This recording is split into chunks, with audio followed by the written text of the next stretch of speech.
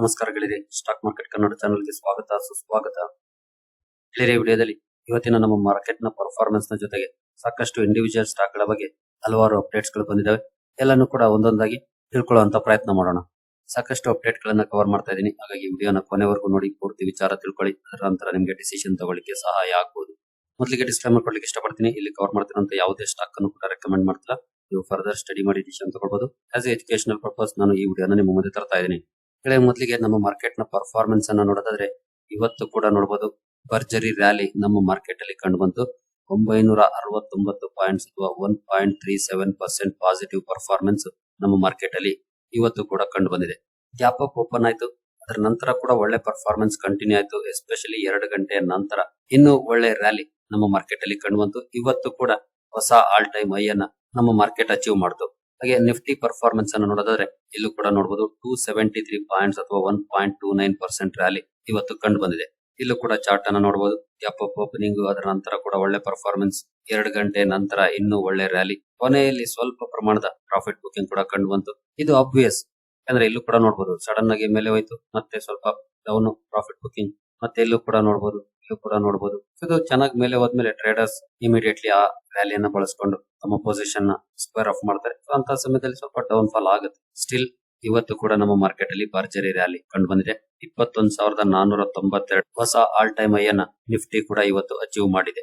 ಕಾರಣಗಳಂತೂ market ನ ರ್ಯಾಲಿಗೆ ನಿನ್ನೆ ವಿಡಿಯೋದಲ್ಲೇ explain ಮಾಡಿದೀನಿ. ಇನ್ ಕೇಸ್ ನೀವು ಆ ವಿಡಿಯೋ ನೋಡಿಲ್ಲ ಅಂತಂದ್ರೆ ಈ ವಿಡಿಯೋನ ನೋಡಿ. ಇಲ್ಲಿ ಕೆಲವು ಕಾರಣಗಳನ್ನ ನಿಮ್ಮ ಮುಂದೆ ಇಟ್ಟಿದ್ದೆ. ಅವುಗಳನ್ನ ಬಿಟ್ರೆ ಇವತ್ತಿನ ರ್ಯಾಲಿಗೆ ಇನ್ನು ಸ್ಪೆಷಲ್ ಕಾರಣಗಳೇನಿಲ್ಲ.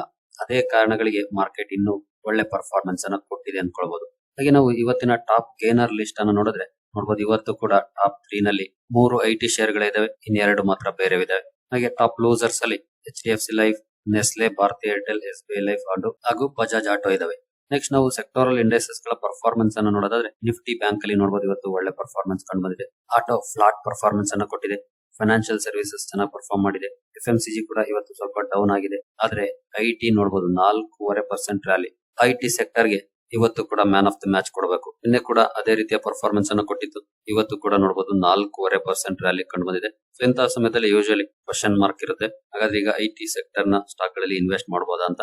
ಐಟಿ ಸೆಕ್ಟರ್ ನ ಷೇರುಗಳಲ್ಲಿ ಈಗ ನಾವು ಇನ್ವೆಸ್ಟ್ ಮಾಡಬಹುದಾ ಅನ್ನೋದ್ರ ಬಗ್ಗೆ ನಿಮ್ಗೆ ಏನಾದ್ರು ಸಪರೇಟ್ ವಿಡಿಯೋ ಬೇಕು ಅನ್ಸಿದ್ರೆ ಕಮೆಂಟ್ ಸೆಕ್ಷನ್ ಅಲ್ಲಿ ತಿಳಿಸಿ.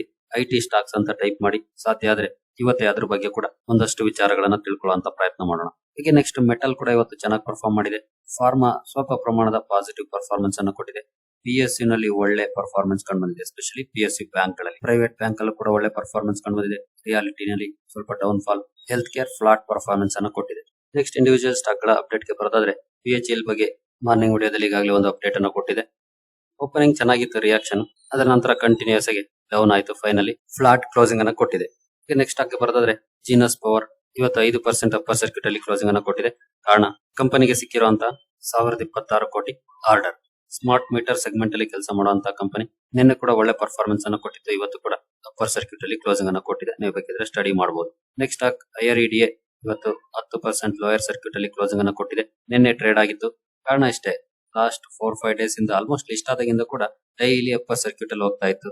ನಿನ್ನೆ ತುಂಬಾ ಜನ ಸೆಲ್ ಮಾಡ್ಲಿಕ್ಕೆ ಶುರು ಮಾಡಿದ್ರು. At the same time upper circuit ಅಲ್ಲಿ ಇದ್ದಾಗ ಟ್ರೈ ಮಾಡ್ತಿದ್ದವರೆಲ್ಲ ಕೂಡ ನಿನ್ನೆ ಬೈಯಿಂಗ್ ಅನ್ನ ಮಾಡಿದ್ರು. ಹಾಗಾಗಿ ಚೆನ್ನಾಗಿ ಪರ್ಫಾರ್ಮೆನ್ಸ್ ಅನ್ನ ಕೊಡ್ತು. ಮಾರ್ನಿಂಗ್ ಇಂದ ಈವ್ನಿಂಗ್ ವರೆಗೂ ಕೂಡ ಟ್ರೇಡ್ ಆಯ್ತು. ಇವತ್ತು ಲೋಯರ್ ಸರ್ಕ್ಯೂಟ್ ಶುರು ಆಯ್ತು. Most of the FOMO investors ನಿನ್ನೆ ಬೈ ಮಾಡಿರ್ತಾರೆ. ಇವತ್ತು ಲೋಯರ್ ಸರ್ಕ್ಯೂಟ್ ಶುರು ಆಗಿದೆ. ಟೆನ್ಷನ್ ಆಗಿರ್ತಾರೆ. ನಾನು ಮೊನ್ನೆನೇ ಹೇಳಿದೆ, ಮೊನ್ನೆ ಆಲ್ಮೋಸ್ಟ್ ಯಾವುದೇ ಸ್ಟಾಕ್ ಅನ್ನ ತಗೊಳ್ಳಿ ಅಪ್ಪರ್ ಸರ್ಕ್ಯೂಟ್ ಅಲ್ಲಿ ಮೂವ್ ಆಗುವಾಗ ಹೇಳ್ತಾನೆ ಇರ್ತೀನಿ. ಯಾವ ಕಂಪನಿಯ ಪ್ರೈಸ್ ಸರ್ಕ್ಯೂಟ್ಸ್ ಅಲ್ಲಿ ಮೇಲೆ ಹೋಗುತ್ತೋ ಕೆಳಗಡೆ ಬರುವಾಗ್ಲೂ ಅಷ್ಟೇ ಸರ್ಕ್ಯೂಟ್ಸ್ ಅಲ್ಲಿ ಕೆಳಗಡೆ ಬರುತ್ತೆ ಅಂತ. ಹಾಗಂತ IREDA ಸರಿ ಇಲ್ಲ ಅಂತ ಏನಲ್ಲ. ಆದ್ರೆ ಲಿಸ್ಟ್ ಆದ ನಂತರ ಈ ಕಂಪನಿ ಬಗ್ಗೆ ಸಾಕಷ್ಟು ಪಾಸಿಟಿವ್ ನ್ಯೂಸ್ ಗಳೇ ಬಂದವು. ಹಾಗಾಗಿ ಡೈಲಿ ಅಪ್ಪರ್ ಸರ್ಕ್ಯೂಟ್ ಅಲ್ಲಿ ಮೂವ್ ಆಗ್ತಾ ಇತ್ತು. ಅದಾದ ನಂತರ ಎಲ್ಲೋ ಒಂದ್ ಕಡೆ ಕನ್ಸಾಲಿಡೇಟ್ ಆಗ್ಲೇಬೇಕು. ಮೇಲೆ ಹೋದಂತ ಸ್ಟಾಕ್ ಕೆಳಗಡೆ ಬರಲೇಬೇಕು. ಕ್ರಿಯೆಗೆ ತಕ್ಕ ಪ್ರತಿಕ್ರಿಯೆ ಗೊತ್ತಲ್ಲ, ಅದೇ ನಿಯಮದ ತರ. ಯಾವುದೇ ಸ್ಟಾಕ್ ಭರ್ಜರಿ ರ್ಯಾಲಿ ನೋಡಬಹುದು. 87% ರ್ಯಾಲಿ ಹೋಗಿದೆ ಅಂತಂದ್ರೆ ಅಲ್ಲಿಂದ 10, 20, 30% ಡೌನ್ ಆಗ್ಲೇಬೇಕು. ಇದು ಮಾರ್ಕೆಟ್ ನ ನಿಯಮ. ಹಾಗಂತ ಯಾವ್ದೋ ರೂಲ್ ಬುಕ್ ಅಲ್ಲಿ ಬರ್ದಿರುವಂತ ನಿಯಮ ಅಲ್ಲ. ಶಾರ್ಟ್ ಟರ್ಮರ್ಸ್ ಏನೆಲ್ಲ ಎಂಟರ್ ಆಗಿರ್ತಾರೆ ಅಂತವ್ರು ಎಕ್ಸಿಟ್ ಆಗ್ತಾರೆ ಅವರ ಟಾರ್ಗೆಟ್ ನ ಸ್ಟಾಕ್ ಪ್ರೈಸ್ ರೀಚ್ ಆದಾಗ. ಹಾಗೆ ಅದು ಯಾವ ಟಾರ್ಗೆಟ್ ಅಂತ ಯಾರಿಗೂ ಗೊತ್ತಿರೋದಿಲ್ಲ. ಹಾಗಾಗಿ ನಾವು ಯಾವುದೇ ಸ್ಟಾಕ್ ನ ಪೀಕ್ ಆಗ್ಲಿ ಅಥವಾ ಬಾಟಮ್ ನಾಗ್ಲಿ ಇದೇ ಪೀಕ್ ಇದೇ ಬಾಟಮ್ ಅಂತ ಐಡೆಂಟಿಫೈ ಮಾಡ್ಲಿಕ್ಕೆ ಆಗೋದಿಲ್ಲ. ಬಿಗ್ ಪ್ಲೇಯರ್ಸ್ ಗೆ ಎಲ್ಲಿಂದ ಸೆಲ್ ಮಾಡ್ಬೇಕು ಅನ್ಸುತ್ತೋ ಅಲ್ಲಿಂದ ಸೆಲ್ ಮಾಡ್ತಿರ್ತಾರೆ, ಎಕ್ಸಿಟ್ ಆಗ್ತಾ ಇರ್ತಾರೆ. ತಗಲಾಕೊಳ್ಳೋದು ರಿಟೇಲ್ ಇನ್ವೆಸ್ಟರ್ಸ್. ಹಾಗೆ ನಿನ್ನೆ ಮೊನ್ನೆ ಬೈ ಮಾಡಿದ್ದಾರೆ ಅಂದ ತಕ್ಷಣ ಅಥವಾ ಇವತ್ತು ಮಾರ್ನಿಂಗ್ ಟ್ರೇಡ್ ಆಗಿದೆ ಅಂತ ಸಮಯದಲ್ಲಿ ಬೈ ಮಾಡಿದ್ದಾರೆ ಅಂದ ತಕ್ಷಣ ತಪ್ಪು ಮಾಡಿದ್ದಾರೆ ಅಂತ ಏನಲ್ಲ. ತಪ್ಪಾಗೋದೇ ಯಾವಾಗ? ನಿನ್ನೆ ಬೈ ಮಾಡಿದ್ರೆ ಇವತ್ತು ಲೋಯರ್ ಸರ್ಕ್ಯೂಟ್ ಶುರುವಾಯ್ತು, ನಾಳೆ ಸೆಲ್ ಮಾಡೋದು. ಈ ರೀತಿ ಮಾಡೋದು ತಪ್ಪು. ಬೈ ಮಾಡೋದಕ್ ಮುಂಚೆ ನಾನು ಯಾಕೆ ಬೈ ಮಾಡ್ತೀನಿ ಅಂತ ಕ್ಲಾರಿಟಿ ಇರಬೇಕು ಮೈಂಡ್ ಅಲ್ಲಿ. ಇಲ್ಲಿ ಬೈ ಮಾಡ್ಬೇಕಾ ಬೇಡವಾ ಅನ್ನೋದ್ರ ಬಗ್ಗೆ ಕೂಡ ಕ್ಲಾರಿಟಿ ಇರಬೇಕು. ಸರ್ಕ್ಯೂಟ್ಸ್ ಅಲ್ಲಿ ಮೂವ್ ಆಗುವಾಗ ಯಾವ ಸ್ಟಾಕ್ ಅನ್ನು ಬೈ ಮಾಡಬೇಡಿ ಅಂತಾನೆ ನಾನು ಹೇಳ್ತೀನಿ. ಯಾವುದೇ ಸ್ಟಾಕ್ ಅನ್ನ ಬೈ ಮಾಡ್ಬೇಕು ಅಂತಂದ್ರೆ ಕನ್ಸಾಲಿಡೇಟ್ ಆಗ್ಲಿ, ಎಸ್ಪೆಷಲಿ ಐಪಿಒಗಳು ಲಿಸ್ಟ್ ಆದ ನಂತರ ಭರ್ಜರಿ ರ್ಯಾಲಿ ಕಾಣ್ತವೆ. ಎಸ್ಪೆಷಲಿ ಇಂಥ ಟೈಮ್ ಅಲ್ಲಿ ಮಾರ್ಕೆಟ್ ಆಲ್ ಟೈಮ್ ಹೈ ಅಲ್ಲಿ ಇದೆ. ಪ್ರತಿಯೊಬ್ಬರು ಕೂಡ ಲಿಸ್ಟ್ ಆದ್ಮೇಲೆ ಬೈ ಮಾಡ್ಲಿಕ್ಕೆ ಟ್ರೈ ಮಾಡ್ತಿರ್ತಾರೆ. ಆ ಸಮಯನ ಬಿಡಬೇಕು. ಎಲ್ಲಿಂದ ಒಂದ್ ಕಡೆ ಸ್ಟಾಕ್ ಕನ್ಸಾಲಿಡೇಟ್ ಆಗುತ್ತೆ, ಮೊದಲಿಗೆ ಮೇಲೆ ಹೋಗುತ್ತೆ, ಅದರ ನಂತರ ಸ್ವಲ್ಪ ಕೆಳಗಡೆ ಬರುತ್ತೆ, ಅದು ಎಷ್ಟು ಪರ್ಸೆಂಟ್ ಬರುತ್ತೋ ಗೊತ್ತಿಲ್ಲ, ಅಲ್ಲಿ ಕನ್ಸಾಲಿಡೇಟ್ ಆಗುತ್ತೆ. ಕನ್ಸಾಲಿಡೇಷನ್ ಫೇಸ್ ಅಲ್ಲಿ ಇರುತ್ತಲ್ಲ, ಅದು ರೈಟ್ ಟೈಮ್ ಯಾವುದೇ ಸ್ಟಾಕ್ ಅನ್ನ ನೀವು ಬೈ ಮಾಡ್ಲಿಕ್ಕೆ. ಆಲ್ಮೋಸ್ಟ್ ನಿನ್ನೆ ಹಾಗೂ ಇವತ್ತು ಟ್ರೇಡಿಂಗ್ ಆಗೋ ಟೈಮ್ ಅಲ್ಲಿ ಬೈ ಮಾಡಿರೋ ಎಲ್ಲರೂ ಕೂಡ FOMO investors, fear of missing out. ಅವರು ಥಿಂಕ್ ಮಾಡೋದಿಷ್ಟೇ, 32 ರೂಪಾಯಿಗೆ ಸ್ಟಾರ್ಟ್ ಆದ ಸ್ಟಾಕ್ ನೋಡ್ತಾನೆ 120ಕ್ಕೆ ಬಂತು, ನಾನು ಬೈ ಮಾಡ್ಲೇಬೇಕು, ಇಲ್ಲಾಂದ್ರೆ ಸ್ಟಾಕ್ ಇನ್ನೂ ಮೇಲೆ ಹೋಗುತ್ತೆ ಅಂತ ಡಿಸೈಡ್ ಮಾಡ್ತಾರೆ. ಇವರನ್ನೇ ಫೋಮೋ ಇನ್ವೆಸ್ಟರ್ಸ್ ಅನ್ನೋದು. ಹಾಗೆ ಮುಂಚೆನೆ ಎಂಟರ್ ಆಗಿದ್ದಂತ ಪ್ಲೇಯರ್ಸ್ ಯಾವುದೋ ಒಂದು ಲೆವೆಲ್ ಇಂದ ಎಕ್ಸಿಟ್ ಆಗಕ್ಕೆ ಶುರುವಾಗ್ತಾರೆ. ಅವರು ಶುರುವಾದ ತಕ್ಷಣ ಈ ರೀತಿ ಸರ್ಕ್ಯೂಟ್ಸ್ ಕೂಡ ಬರುತ್ತೆ. ಇದು ಕಾಮನ್ ಆಗಿ ಕಂಡು ಬರುವಂತಹ ಸಿನಾರಿಯೋ. ನಾನಂತೂ ಸಾಕಷ್ಟು ಸಲ ಹೇಳಿದೀನಿ, ಬಟ್ ತುಂಬಾ ಜನ ಹೊಸಬ್ರು ಈ ತಪ್ಪನ್ನ ಮಾಡ್ತಾನೆ ಇರ್ತಾರೆ. ಏನು ಮಾಡಕ್ಕಾಗಲ್ಲ, ನಾವಂತೂ ಎಲ್ಲರನ್ನೂ ರೀಚ್ ಮಾಡಕ್ಕಂತೂ ಆಗೋದಿಲ್ಲ. ನಮ್ಮ ಸ್ಮಾಲ್ ಆಡಿಯನ್ಸ್ ಅಲ್ಲಿ ನೀವ್ ಯಾರು ಆ ತಪ್ಪನ್ನ ಮಾಡಲ್ಲ ಅಂತ ಅಂದ್ಕೊಳ್ತೀನಿ. ಈಗಾಗಲೇ ಸಾಕಷ್ಟು ಅನುಭವ ನಿಮ್ಗೆ ಸಿಕ್ಕಿದೆ ಅಂದ್ಕೊಳ್ತೀನಿ. ಹಾಗೆ ಈಗ ನಿನ್ನೆ ಇವತ್ತು ಬೈ ಮಾಡಿದರೆ ಅಂದ ತಕ್ಷಣ ಭಯ ಬಿದ್ದು ಸೆಲ್ ಮಾಡ್ಬೇಕು ಅಂತ ಏನಲ್ಲ. ಎಆರ್ಇಡಿಎ ಒಂದು ಫ್ಯೂಚರ್ ಚೆನ್ನಾಗಿರುವಂತಹ ಕಂಪನಿ, ಅದರಲ್ಲಿ ಯಾವುದೇ ರೀತಿಯ ಡೌಟ್ ಇಲ್ಲ. ನಿಮ್ಗೆ ಮೇನ್ ಪೇಷನ್ಸ್ ಬೇಕಾಗಿರೋದು. ನೀವು ಆಕ್ಚುಲಿ ಲಾಂಗ್ ಟೈಮ್ ಅಲ್ಲಿ ಎಂಟರ್ ಆಗಿದ್ದೀರಿ. ನಾನು ಅವಾಗ್ಲೇ ಹೇಳ್ದಾಗೆ ಲಿಸ್ಟ್ ಆದ್ಮೇಲೆ ಸ್ಟಾಕ್ ರ್ಯಾಲಿ ಬರುತ್ತೆ. ಎಸ್ಪೆಷಲಿ ಇಂತ ಮಾರ್ಕೆಟ್ ಕಂಡೀಷನ್ ಚೆನ್ನಾಗಿದ್ದಾಗ ಖಂಡಿತ ರ್ಯಾಲಿ ಬರುತ್ತೆ. ಅದರ ನಂತರ ಎಲ್ಲಿಂದ ಒಂದ್ ಲೆವೆಲ್ ಇಂದ ಡೌನ್ ಆಗುತ್ತೆ, ಡೌನ್ ಆಗಿ ಕನ್ಸಾಲಿಡೇಟ್ ಆಗುತ್ತೆ. ಅಂದ್ರೆ ಒಂದು 15 ದಿನ ಆಗ್ಬೋದು, 1 ತಿಂಗಳಾಗ್ಬೋದು, 2 ತಿಂಗಳಾಗ್ಬೋದು, ಒಂದೇ ರೇಂಜ್ ಅಲ್ಲಿ ಟ್ರೇಡ್ ಆಗ್ತಿರುತ್ತೆ. ಅಂದ್ರೆ ಫಾರ್ ಎಕ್ಸಾಂಪಲ್ 108 ರೂಪಾಯಿ ಇದೆ, 80 ರೂಪಾಯಿಗೆ ಬಂತು ಅನ್ಕೊಳ್ಳಿ. 80 ರೂಪಾಯಲ್ಲಿ 85ಕ್ಕೆ ಹೋಗುತ್ತೆ, ಮತ್ತೆ 80ಕ್ಕೆ ಬರುತ್ತೆ, 83ಕ್ಕೆ ಹೋಗುತ್ತೆ, 78ಕ್ಕೆ ಬರುತ್ತೆ. ಈ ರೀತಿ ಸೇಮ್ ರೇಂಜ್ ಬೌಂಡ್ ಆಗಿ 1 ತಿಂಗಳು, 2 ತಿಂಗಳು, 3 ತಿಂಗಳು ಟ್ರೇಡ್ ಆಗುತ್ತೆ. ಅದು ರೈಟ್ ಟೈಮ್ ಬೈ ಮಾಡ್ಲಿಕ್ಕೆ. ಆದ್ರೆ ರಿಟೇಲ್ ಇನ್ವೆಸ್ಟರ್ಸ್ ಯಾರು ಆಗ ಮೂಸ್ ನೋಡೋದಿಲ್ಲ. ಯಾಕಂದ್ರೆ ಅವ್ರಿಗೆ ರಾಕೆಟ್ ತರ ಮೇಲೆ ಹೋಗ್ತಿರೋ ಶೇರೇ ಬೇಕು. ಅದು ಸಾಧ್ಯ ಇಲ್ಲ. ಮಾರ್ಕೆಟ್ ಅಲ್ಲಿ ಹೋಗುತ್ತೆ ಶೇರ್ಗಳು, ಬಟ್ ಹೋದಂತಹ ಶೇರ್ಗಳು ಅದರ ಹೈಯಿಂದ 20, 30, 40% ಕರೆಕ್ಷನ್ ಕೂಡ ಆಗುತ್ತೆ. ಅದರ ನಂತರ ಮತ್ತೆ ಒಂದು ಟೈಮ್ ಅಲ್ಲಿ ಅಗೇನ್ ರಾಕೆಟ್ ತರ ರ್ಯಾಲಿ ಬರುತ್ತೆ, ಮತ್ತೆ ಸ್ವಲ್ಪ ಕೆಳಗಡೆ, ಮತ್ತೆ ಕನ್ಸಾಲಿಡೇಷನ್, ಮತ್ತೆ ರ್ಯಾಲಿ. ಇದೇ ರೀತಿ ಮೂವ್ ಆಗೋದು ಮಾರ್ಕೆಟ್. ಯಾವತ್ತು ಒನ್ ವೇ ಟ್ರಾಫಿಕ್ ತರ ಹೋಗೋದಿಲ್ಲ ಮಾರ್ಕೆಟ್. ಸೊ ಅದನ್ನ ನಾವು ಅರ್ಥ ಮಾಡ್ಕೊಂಡ್ರೆ ಈಸಿಯಾಗಿ ಮಾರ್ಕೆಟ್ ಬಗ್ಗೆ ನಿಮ್ಗೆ ಗೊತ್ತಾಗುತ್ತೆ. ಸೊ ಇದನ್ನೇ ನಾನು ಕೂಡ ಸಾಕಷ್ಟು ಸಲ ಸಿಂಪಲ್ ಆಗಿ ಎಕ್ಸ್ಪ್ಲೈನ್ ಮಾಡುವಂತ ಪ್ರಯತ್ನ ಮಾಡ್ತಾ ಇರ್ತೀನಿ. ಬಟ್ ಏನ್ ಮಾಡ್ತೀರಿ, ತುಂಬಾ ಜನ ಅದೇ ತಪ್ಪು ಮಾಡ್ತಾ ಇರ್ತಾರೆ. ಮಾಡಕ್ ಆಗೋದಿಲ್ಲ. ನಾವು ಸಣ್ಣ ಆಡಿಯನ್ಸ್ ಗೆ ರೀಚ್ ಆಗೋದು ಗೊತ್ತಿಲ್ಲದೆ ಇರೋರು ತಪ್ಪು ಮಾಡೇ ಮಾಡ್ತಾರೆ. ಬಟ್ ಒಂದ್ಸಲ ಬುದ್ಧಿ ಕಲಿಬೇಕಷ್ಟೇ. ನೆಕ್ಸ್ಟ್ ಕೆಫಿನ್ ಟೆಕ್ನಾಲಜೀಸ್ ಇವತ್ತು 4% ಗಿಂತ ಜಾಸ್ತಿ ಡೌನ್ ಆಗಿದೆ. ಕಾರಣ ಕಂಪನಿಯ 20% ಶೇರ್ಗಳು ಇವತ್ತು ಹ್ಯಾಂಡ್ಸ್ ಬದಲಾಗಿದೆ. ಯಾರು ಸೆಲ್ಲರ್ಸ್ ಯಾರು ಬಯರ್ಸ್ ಅಂತ ಗೊತ್ತಾಗಿಲ್ಲ ಇಲ್ಲಿವರೆಗೂ. ಆದ್ರೆ 20% ಸ್ಟೇಕ್ ಕೈ ಬದಲಾಗಿದೆ. ಆ ಕಾರಣಕ್ಕಾಗಿ ಇವತ್ತು ಸ್ವಲ್ಪ ಅಂಡರ್ ಪರ್ಫಾರ್ಮೆನ್ಸ್ ಕೂಡ ಈ ಸ್ಟಾಕ್ ಅಲ್ಲಿ ಕಂಡು ಬಂದಿದೆ. ಇದು ಕೂಡ ಇತ್ತೀಚೆಗೆ ಲಿಸ್ಟ್ ಆದಂತಹ ಕಂಪನಿ. 8,500 ಕೋಟಿ ಮಾರ್ಕೆಟ್ ಕ್ಯಾಪ್ ಇರುವಂತಹ ಸ್ಟಾಕ್ 2022ರಲ್ಲಿ ಲಿಸ್ಟ್ ಆಗಿರುವಂತದ್ದು ನೋಡಬಹುದು. ಇಲ್ಲಿವರೆಗೂ ಒಳ್ಳೆ ಪರ್ಫಾರ್ಮೆನ್ಸ್ ಅನ್ನು ಕೊಟ್ಟಿದೆ. ಈಗ ನೆಕ್ಸ್ಟ್ ಸ್ಟಾಕ್ ಬರೋದ್ರೆ ಜೆ ಕುಮಾರ್ ಇನ್ಫ್ರಾ ಪ್ರಾಜೆಕ್ಟ್ಸ್. ಇವತ್ತು ನೋಡಬಹುದು 10% ರ್ಯಾಲಿ ಸ್ಟಾಕ್ ಅಲ್ಲಿ ಕಂಡು ಬಂದಿದೆ. ಕಾರಣ ಕಂಪನಿಗೆ ಒಂದು ಒಳ್ಳೆ ಆರ್ಡರ್ ಸಿಕ್ಕಿದೆ. 580 ಕೋಟಿ ಆರ್ಡರ್ ಸಿಕ್ಕಿದೆ. ಹಾಗಾಗಿ ಇವತ್ತು ಈ ಸ್ಟಾಕ್ ಅಲ್ಲಿ ಈ ರೀತಿಯ ಪರ್ಫಾರ್ಮೆನ್ಸ್ ಕೂಡ ಕಂಡು ಬಂದಿದೆ. ಒಂದು ರಿಸ್ಕಿ ಸ್ಟಾಕ್. 5 ಇಯರ್ಸ್ ಪರ್ಫಾರ್ಮೆನ್ಸ್ ಅನ್ನು ನೋಡಿದ್ರೆ ಚೆನ್ನಾಗಿದೆ, 58% ಮ್ಯಾಕ್ಸಿಮಮ್ ಪರ್ಫಾರ್ಮೆನ್ಸ್ ಅನ್ನು ನೋಡಬಹುದು. ಸೊ ರಿಸ್ಕ್ ಜಾಸ್ತಿ ಇದೆ. ಡೈಲಿ ವಾಲಟೈಲ್ ಪರ್ಫಾರ್ಮೆನ್ಸ್ ಇಂಟ್ರೆಸ್ಟ್ ಇರೋರು ಸ್ಟಡಿ ಮಾಡಬಹುದು. ಈಗ ನೆಕ್ಸ್ಟ್ ಸ್ಟಾಕ್ ಬರೋದಾದ್ರೆ ಸುಜ್ಲೋನ್ ಎನರ್ಜಿ. ಇವತ್ತು 3.88% ಪಾಸಿಟಿವ್ ಪರ್ಫಾರ್ಮೆನ್ಸ್ ಕೊಟ್ಟಿದೆ. ಕಾರಣ ನೋಡಬಹುದು, 100 ಮೆಗಾವ್ಯಾಟ್ ವಿಂಡ್ ಪವರ್ ಪ್ರಾಜೆಕ್ಟ್ ಕಂಪನಿಗೆ ಸಿಕ್ಕಿದೆ. ಆ ಕಾರಣಕ್ಕಾಗಿ ಒಳ್ಳೆ ಪರ್ಫಾರ್ಮೆನ್ಸ್ ಕೂಡ ಇವತ್ತು ಕಂಡು ಬಂದಿದೆ.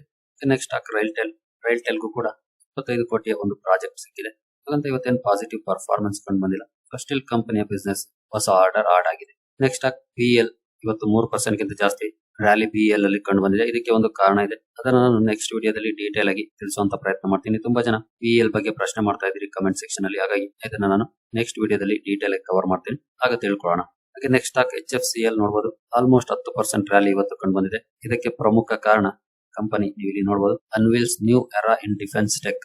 ಅಂದ್ರೆ ಡಿಫೆನ್ಸ್ ಗೆ ಇಳಿತಾ ಇದೆ ಕಂಪನಿ. ಟೆಕ್ನಾಲಜಿ ಪ್ರೊವೈಡ್ ಮಾಡುವಂತಹ ಕಂಪನಿ ಆ ಸೆಗ್ಮೆಂಟ್ ಅಲ್ಲಿ ಡಿಫೆನ್ಸ್ ಸೆಕ್ಟರ್ ಗೆ ಕಾಲಿಡ್ತಾ ಇದೆ. ಆ ಕಾರಣಕ್ಕಾಗಿ ಇವತ್ತು ಈ ರೀತಿ ಪರ್ಫಾರ್ಮೆನ್ಸ್ ಕೂಡ ಕಂಡು ಬಂದಿದೆ. ಹಾಗಾದ್ರೆ ಕಂಪನಿ ಹೇಗಿದೆ ಅಂತ ಒಂದ್ ಸ್ವಲ್ಪ ನೋಡೋದಾದ್ರೆ 1,000 ಕೋಟಿ ಮಾರ್ಕೆಟ್ ಕ್ಯಾಪ್ ಇರುವಂತಹ company, mid sized company. 1 year performance negative ಇದೆ 6%. 5 ಇಯರ್ಸ್ ಅಲ್ಲಿ 256% ಪಾಸಿಟಿವ್ ಪರ್ಫಾರ್ಮೆನ್ಸ್ ಇದೆ. ಚೆನ್ನಾಗಿದೆ 5 ಇಯರ್ಸ್ ಪರ್ಫಾರ್ಮೆನ್ಸ್. ಆದ್ರೆ ಇಷ್ಟನ್ನೇ ನೋಡಿದ್ರೆ ನಾವು ತಪ್ಪಾಗುತ್ತೆ. ಮ್ಯಾಕ್ಸಿಮಮ್ ಪರ್ಫಾರ್ಮೆನ್ಸ್ ಅನ್ನ ನೋಡಬಹುದು. ಒಂದು ಕಾಲದಲ್ಲಿ 2,500 ಹತ್ರ ಇದ್ದಂತಹ ಸ್ಟಾಕ್ ಇವತ್ತು 74 ರೂಪಾಯಿಗೆ ಬಂದಿದೆ ಅಂತಂದ್ರೆ ಯಾಕೆ ಅನ್ನೋದನ್ನ ನಾವು ತಿಳ್ಕೊಳ್ಬೇಕು. ಅದು ತುಂಬಾನೇ ಇಂಪಾರ್ಟೆಂಟ್ ಆಗುತ್ತೆ. ಅದನ್ನ ತಿಳ್ಕೊಳ್ಳಿ, ಕಂಪನಿಯನ್ನ ಡೀಟೇಲ್ ಆಗಿ ಸ್ಟಡಿ ಮಾಡಿ. ಜಸ್ಟ್ ಈ ನ್ಯೂಸ್ ಅನ್ನ ನೋಡಿ, 74 ರೂಪಾಯಿ ಅಲ್ವಾ, ಡಿಫೆನ್ಸ್ ಬೇರೆ ಇಳಿತಿದೆ, ಭರ್ಜರಿ ಲಾಭ ಸಿಗ್ಬೋದು ಅಂತ ಜಂಪ್ ಇನ್ ಆದ್ರೆ ಲಾಸ್ ಆಗುವಂತ ಚಾನ್ಸಸ್ ಕೂಡ ಇರುತ್ತೆ. ಕಂಪನಿಯ ಬಗ್ಗೆ ಡೀಟೇಲ್ ಆಗಿ ಸ್ಟಡಿ ಮಾಡಿ. ಯಾಕೆ ಈ ಸ್ಟಾಕ್ 2000 ಮೇಲೆ ಇದ್ದಂತಹ ಸ್ಟಾಕ್ ಇವತ್ತು 74 ರೂಪಾಯಿಗೆ ಬಂದಿದೆ ಅನ್ನೋದನ್ನ ತಿಳ್ಕೊಳ್ಳಿ. ಅದರ ನಂತರ ಡಿಸಿಷನ್ ತಗೊಳ್ಳಿ. ನೆಕ್ಸ್ಟ್ ಏತರ್ ಇಂಡಸ್ಟ್ರೀಸ್ ಇವತ್ತು ಇದರಲ್ಲಿ ನೋಡಬಹುದು 7.5% ರ್ಯಾಲಿ ಕಂಡು ಬಂದಿದೆ.